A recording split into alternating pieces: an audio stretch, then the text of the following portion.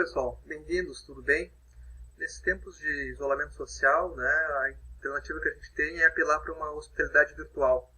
Então eu vou colocar para vocês aqui alguns tópicos, né, que a gente iria discutir em aula, e eu peço depois que a gente possa interagir pelo fórum do Moodle, né, contando um pouco sobre, enfim, a situação de cada um. Bom, eu vi que a maior parte de vocês viu os textos, né, acertaram as respostas do questionário.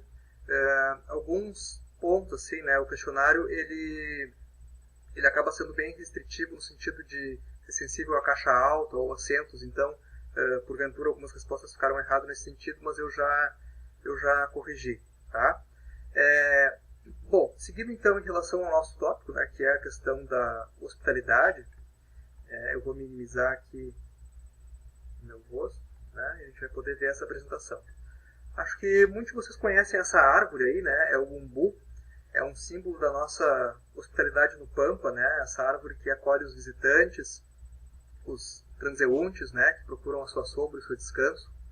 E então acho que falar de hospitalidade nesse contexto do turismo é importante porque o turismo diz respeito justamente a esse ir e vir de pessoas, a esse acolhimento e a essa relação com o outro, né? Então, qual é a relação, de onde vem essa palavra hospitalidade? Né? É uma palavra com origem em latim e justamente tem nesse radical, né, essa ideia do cuidado com o outro. Então, a hospitalidade está vinculada a essa acolhida, a esse cuidado que a gente dá com o outro. Justamente o oposto, ou o contrário, né, da hospitalidade vem a ser a hostilidade. Né? Então, ao contrário da gente se sentir acolhido, a gente se sentir hostilizado. Né? Então, hóspede e hostil.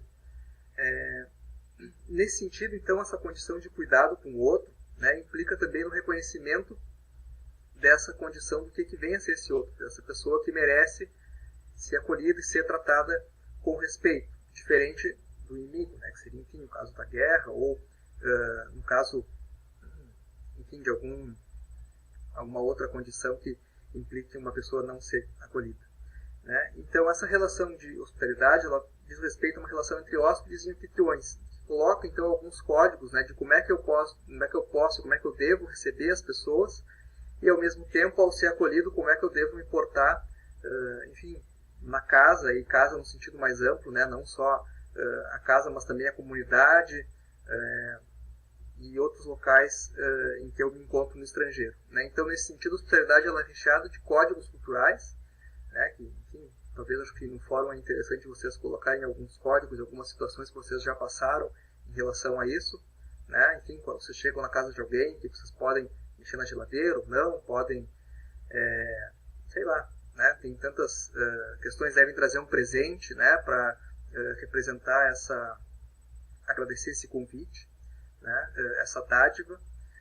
E ao mesmo tempo também essa questão da hospitalidade, do recebimento de outros, né, na nossa casa, implica também numa delimitação de algumas fronteiras, né, de alguns espaços em que essa pessoa, por mais bem-vinda e acolhida que ela seja, ela não pode entrar, seriam os frutos proibidos. Né? Se a gente fosse lembrar, assim, por exemplo, né, da história do Éden, quando Deus permitiu, né, a Adão e Eva ficar no paraíso, ele disse, olha, vocês não encostem naquela árvore proibida.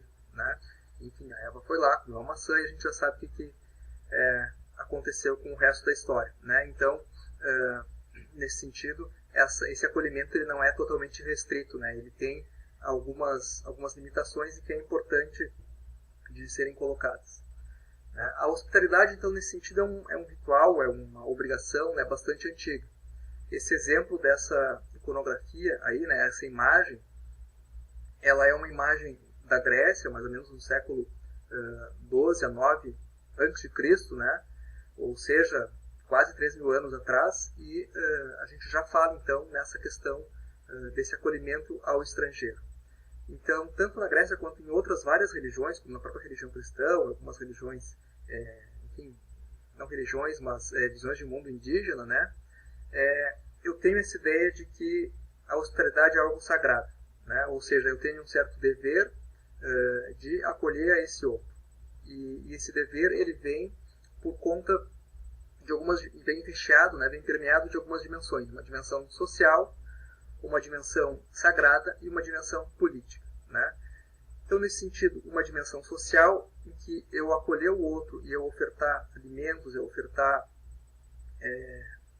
enfim, esse respeito em relação ao outro, ele permite com que eu reforce meus laços sociais, né? Então, ele permite, por exemplo, que quando eu encontro uma certa dificuldade, eu possa contar com os outros, né? Eu possa ter essas alianças, né? Por outro lado, também, a hospitalidade ela tem um caráter sagrado. Então, existia essa obrigação religiosa no caso da Grécia, né? E sempre que chegava um estrangeiro, eu fazia algumas ofertas aos deuses, né? Demonstrando um acolhimento não só a esse estrangeiro, mas também à própria figura dessa divindade, né? Então, no caso aqui, eu tinha que, por exemplo, queimar a perna de um boi, né? E fazer libações, ou seja, derrubar aquele vinho para o santo, né? Então, um pouco, talvez se a gente for remeter um pouco hoje em dia, né? Quando a gente recebe alguém em casa, a gente tem que ofertar de comer, oferecer um churrasco, oferecer alguma coisa para essa pessoa que está vindo, como uma maneira não só de demonstrar esse respeito, né, mas de reforçar esses nossos vínculos sociais, né? E nesse caso aqui tinha uma dimensão sagrada. Por quê? Porque também tinha um pouco essa ideia de que os deuses podiam estar escondidos, podiam se vestir de mendigos, né? E justamente para quem se demonstrasse essa hospitalidade, esse acolhimento em relação a eles, né? Essas pessoas seriam premiadas, né? Um pouco também essa história está presente na religião cristã, né?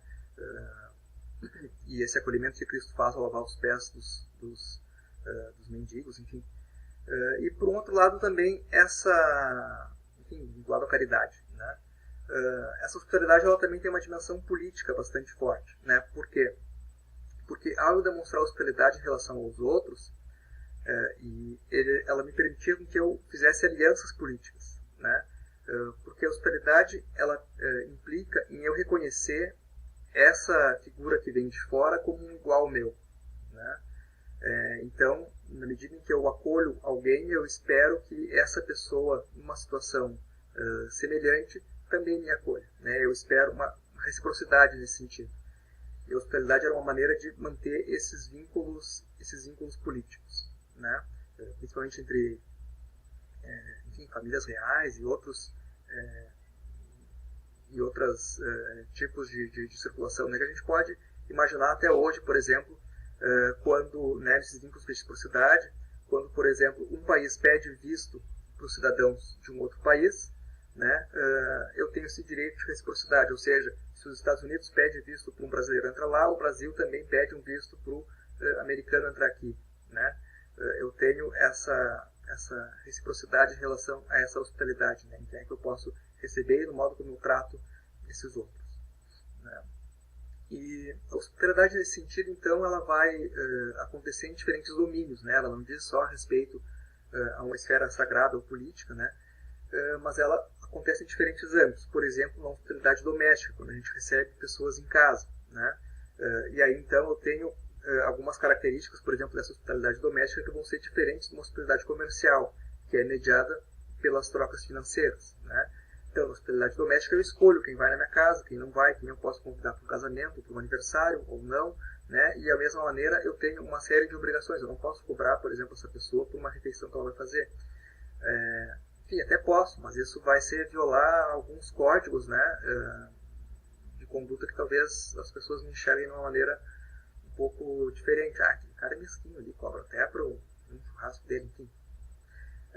Eu tenho uma hospitalidade pública também, né, que diz respeito à maneira como as sociedades e como é que os coletivos vão acolher esses diferentes, esses outros, né. Então, nesse sentido, a hospitalidade pública a gente pode pensar como é que as nossas cidades são preparadas, por exemplo, para acolher os idosos ou as pessoas com mobilidade reduzida, ou como é que a gente acolhe os refugiados, né, as pessoas com necessidade, ou, em certo sentido, os próprios visitantes, né, os próprios turistas. Então, uma série de iniciativas em relação à hospitalidade pública são importantes no âmbito do turismo para fazer com que as pessoas se sintam bem ao visitar um local, né? Então, um pórtico de boas-vindas, uma orientação no idioma que aquela pessoa fala, né? São pequenos gestos que auxiliam aquela pessoa a se sentir à vontade, a se sentir em casa e, portanto, aproveitar aquela visita, né? E a hospitalidade comercial, por um outro sentido, né? Ela ganha um impulso bastante forte dentro do capitalismo, com a necessidade de deslocamentos pelos mais variados motivos, né? Motivos comerciais, de negócios, enfim, motivos de saúde, como também motivos de lazer, né? E essa hospitalidade comercial, ela difere-se da doméstica no sentido em que eu não preciso ter esse vínculo, essa relação com quem está me ofertando e com quem é que está recebendo essa hospitalidade, né? Isso fica de uma maneira mais, a gente pode dizer assim, despessoalizada, né? Então, no sentido de que se eu vou, por exemplo,